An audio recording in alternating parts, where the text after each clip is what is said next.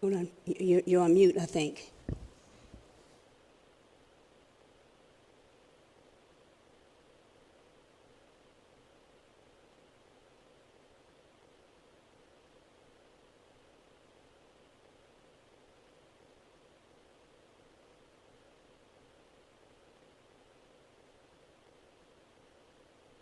I think you're still on mute. Madam President Pro Tem, can you hear me now?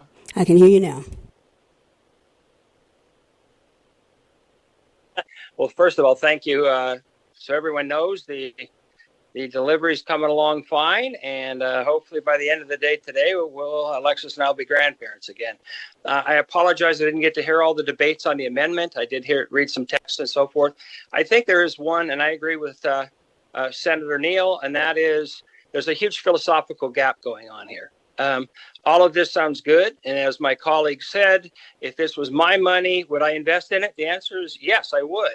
However, it's not my money. We're using taxpayer dollars to finance a private enterprise.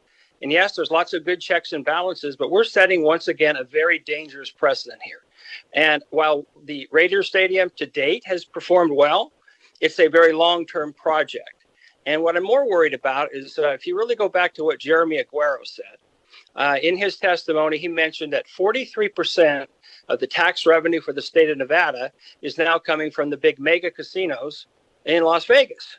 So in the future, if we're going to follow the logic that the Raiders Stadium is going to produce lots of revenue and the A Stadium is going to produce lots of revenue, and that's why we as a government have to use taxpayer dollars to help finance these projects, are we going to do that? Are we going to follow that same logic in the future when another Steve Wynn type shows up and says, hey, I want to build a giant mega resort casino now.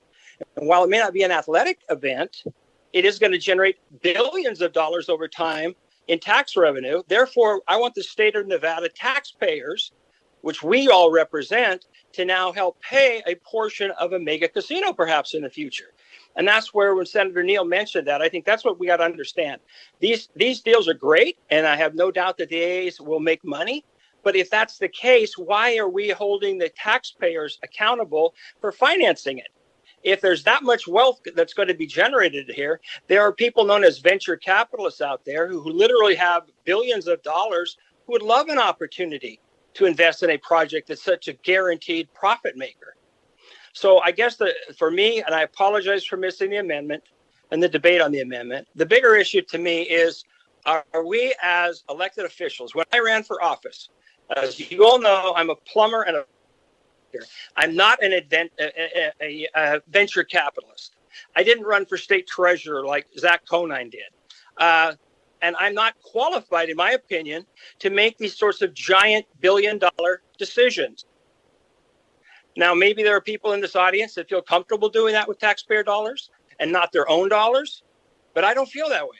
And I feel very uncomfortable telling my taxpayers in Nevada that I'm going to use your dollars and I'm going to use my best judgment, which in the financial world isn't necessarily all that strong, and I'm going to make these kind of decisions for you rather than letting what we used to believe in, called the free market, make these kind of decisions.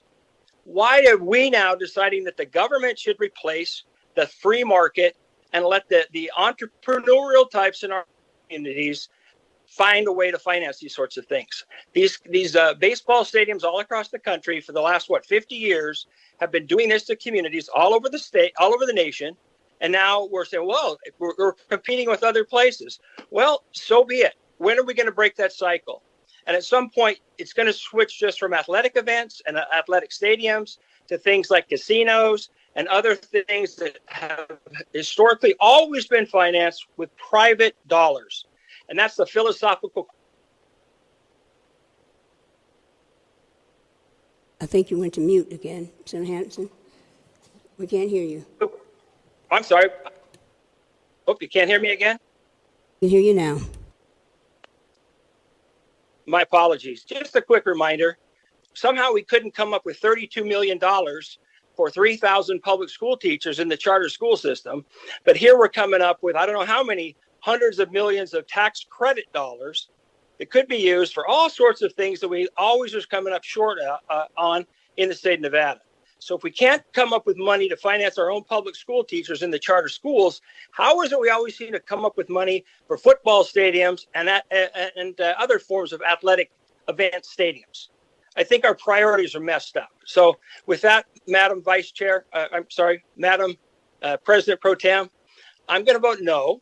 I think, honestly, if it was my own money, it's a good deal. I would probably vote yes, but it's not my money.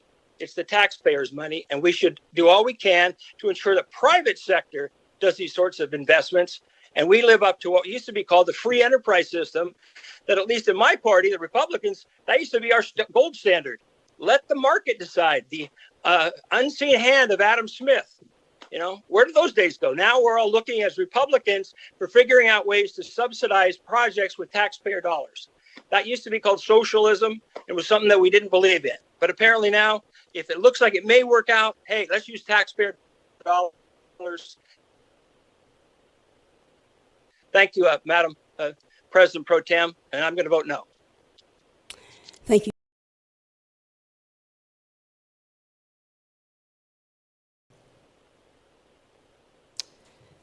Senate Bill 1, having received